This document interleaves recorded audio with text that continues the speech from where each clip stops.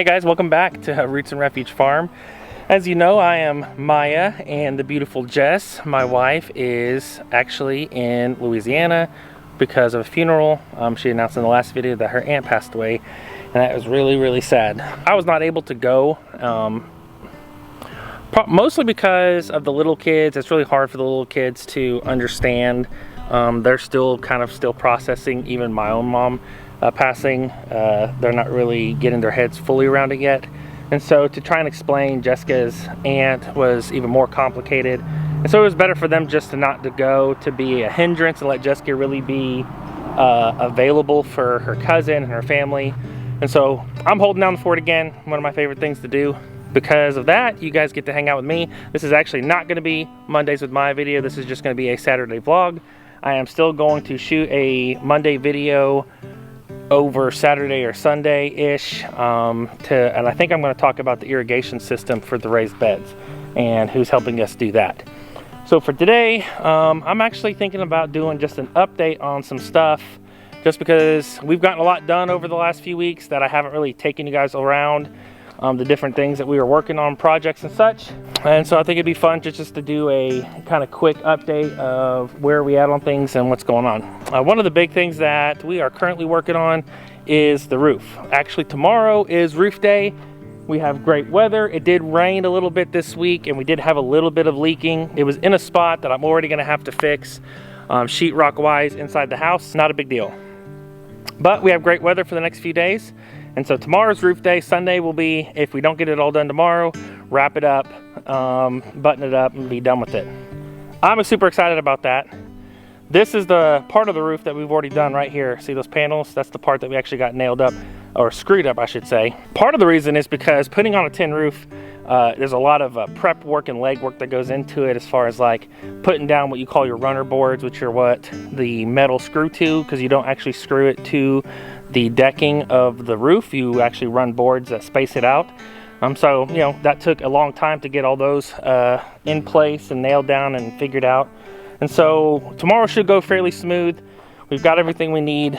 Decided to go with a metal roof, and we actually did get an insurance claim on this, which covered most of the materials, because we had a tornado cell come over, if you guys remember, in May, that passed over the house, and it did some damage to the house, to the roof. And so we actually were able to get, that's actually when the roof started leaking. And so we actually were able to get our insurance company to cover it, but they didn't give us enough, which is sometimes the case, to pay like a full company to put it on, which is why I've been the one trying to coordinate labor and people who know what they're doing to get it up there. That's why it's taking so long. But like I said, that should all come to an end over the next couple of days. I did want to talk about why we went with tin and the color that we chose, because honestly, like, I think this might be interesting to you guys. I get excited about this kind of stuff, but we went with tin because of the look and because it's easier to save water. We're going to do some gutters eventually, and probably do some kind of rain catchment. We've got to check with our county and state to make sure that it's all legal, but we'll do it the legal way. That's in Arkansas, I'm pretty sure it's pretty lenient on that kind of stuff. So we're gonna do some water catchment stuff, and so that's why we went with tin. Now we went with white on the roof because our plans are to paint the brick a gray. I don't know exactly what tone. That'll probably be the boss's decision. So we're gonna paint the brick gray, and then we're gonna replace all this siding right here, because a lot of it needs to be replaced anyways, with a white siding. So you'll have this white roof, white siding, and then the gray brick. And then on the windows, I'm gonna do like a wood shutter with like a really cool rustic wood shutter, and then we'll do like a really cool front door, change some things up around the entrance of the house. And honestly, like, I've kind of seen in my, you know, hopes and dreams for what I had for what the house would look like eventually, that's kind of what I've been seeing. And so to actually be really close to making it happen is pretty exciting. You know, the roof, one of the bigger things that we needed to get done for that.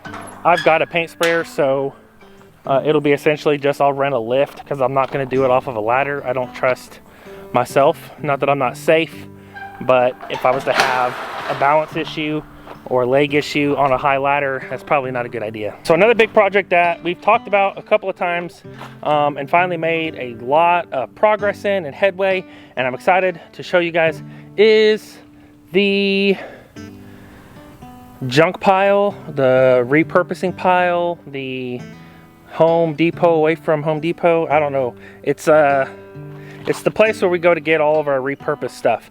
And you guys, if you remember what it used to look like, I'm going to show you now what we've made it look like today. So we still got some wood to put up off that little trailer. So we've got little scraps of wood here, cinder blocks. That's the old trampoline I'm going to turn into a mobile chicken house. Okay, so this storage rack is actually one we just made.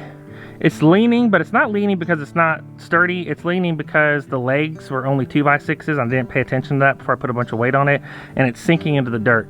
So I'm probably gonna pick it up with the tractor bucket and get a board underneath it, and that'll help us sit level. But it's leaning, but it's not gonna fall over. Anyways, this is an old bunk bed that we got from the side of the road, or got left here at some point, and we just took it and screwed some 2x6s, 2x8s to it, and made a little storage rack.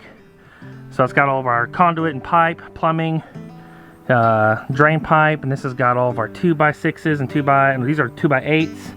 And then I'm still working on some plywood storage, 2x6s on bottom, some 2x6s up here. Those are all 1xs. That's some decking for like a deck, rebar. That's always useful stuff. And these are what's left of our rough wood cedar planks. And then we've got our tin storage, and we still got some details that we've got to finish up. There's some things like some more cinder blocks need to get moved, things like that. We're gonna get rid of that old lawnmower. Those are about to turn into some pig waters, but all this junk that was over here, those hog panels are for the hog house. But literally all this junk we've gotten cleaned up. Another benefit of getting that cleaned up and getting all this stuff off and moved and organized where it's supposed to be, deconstructing the coops and the tent and all that, is that this really going to open this area up, because we're also going to take down this fence right here and actually take out this Bradford pear. It's interesting because, like, you know, we put those fences up and because that's what we needed at the time, and as things progress and things change and needs change and animals move to different sections, you know, sometimes you're taking down the stuff that you built. And you know, I built that chicken coop and I put that tent up. Things are always changing. You know, our channel is not always going to feel the same. You know, it's not always going to be the same. You know, things are just progressing. That's okay. So that's enough about all the projects and stuff that I'm doing. I know I talk a lot about that kind of stuff. So actually, I kind of want to wrap this up on a different note. One of the things that I've really felt pressing to communicate is just how much I enjoy getting to do my job. I enjoy getting to be on this farm and getting to do stuff with my family and my wife. I know that a lot of people would just really enjoy being able to have their workplace be something like this, where you get to be at home, be around your best friend. And that is what I'm talking about, but I'm also really wanted to touch on is the animal side of what we're doing. You know, Jessica handles the majority of the logistics and planning for the garden side. Obviously, I come in and help with muscle, and I have been learning myself. But I mean, really, she's the one who spearheads that one. And, you know, in this team effort thing that we're doing, I've really been spearheading the animal side of things. When we first got into chickens, one got attacked. First time I ever had to put an animal down, it was just really a hard process for me. And I know, you know, I've got Toby sitting here with me after the sadness on the pig video. He's a lot like me in that, like, it's not easy for me to have to do some of the things that we have to do on the farm. It's not easy. The fact is that sometimes you can do everything right and you can do all the stuff you're supposed to do, and an animal may still die on you. Or it may come out of the egg deformed, or it may be born from its pig mom and its back legs doesn't work and it's got some other genetic defects, and there's just really nothing you can do about it. So over the last 5 years, we've really learned a lot about our animals, how to take care of them. It's quickly becoming a passion of mine of seeing animals thriving and healthy. And the reason I've got Toby sitting here with me is after we had to say goodbye to the little piglet that didn't make it, Toby has shown a great interest and affinity to is learning about animals. Not just farm animals, he really shows a lot of interest in learning about all types of animals. Some of your favorite shows is Wildcrats. You watch that one about fishing where they fish for monsters. But honestly, your brain is very curious about animals and what they eat and where they live and what they do and how they interact with each other. You love that stuff, don't you? One thing that we have been doing and we're going to continue to do is continue to teach Toby about animals and how to take care of them on a farm, how to be nice to them, how to love them. All right, to wrap this video up, let's take Toby around and let's go check up on everything this evening. Everything got fed this morning, but we're going to do our evening walkthrough, right? Yeah. All right, so we're gonna do our evening walkthrough and check in on everybody, shut the chicken coop in if we can get them all to go inside. I want yours right here, so can you be even higher from mine. What is in this tree? I like it down. It's an ice one Benny.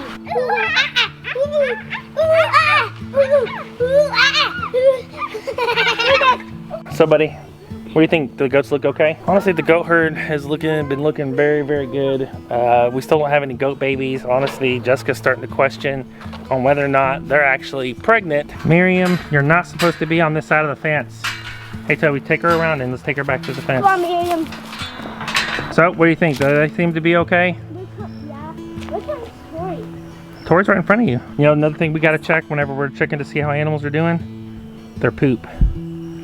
Let's go find their poop. Come on. This is disgusting. I don't want to watch it. Well, I don't want to look at their poop. you gotta look at poop to check on animals. That's how you have to do it. So what you'd be looking for is if it was like diarrhea or... Yeah, sometimes if it's diarrhea. Then that would tell me that there's something going on with their stomach. You know, so when you have an upset stomach, you have diarrhea. So when goats and things like alpacas have diarrhea, it's not a good sign of their digestive system. So we're good on that case. Poops look good. All right, let's go hit up the chickens, boy alpacas, and then the piglets. Let's check on Gabe. How's he look? He looks fine. He's looking big, isn't he? Yeah, he's ginormous. See ya. All right, let's go. It's good. It's not gonna open. Yeah. Times if they fly up and then use their feet to open the door. Oh, you think they can do that? I think. Fanny and Clem. Can I pet one? If they'll let you. Go real slow. Don't jump at them. They'll run off. Yeah, they don't want to pet. Yeah, they're not real big on petting, but let's go check on the piglets. I know we've been showing the piglets a lot, but honestly, it's one of the more exciting things as far as animals going on the farm. Everyone's pretty pumped about it. But plus, with them still being fairly young, we do like to come down and check on them a couple of times a day. I'll feel better once they're bigger. They have been jumping around a lot. We've seen them running around the yard, and so they're getting up and getting pretty active. Right in there. Oh, that's cute. There they are. The boy alpacas are good. We went and checked on all them. And the ducks are good. They're kind of bedding down for the night behind me over here. So everyone's good for the night. Chickens are shut in, right? Yeah, right. All right, thanks for hanging out with the Roots and Refuge animal crew today. Huh. We got a big day tomorrow, right? Got to put the roof on all the way. Wait, what roof? Oh. Oh, yeah. So that's it for today, guys. You want to say it with me or you want me to just knock it out? Knock it out. All right, we bless you guys. Until next time.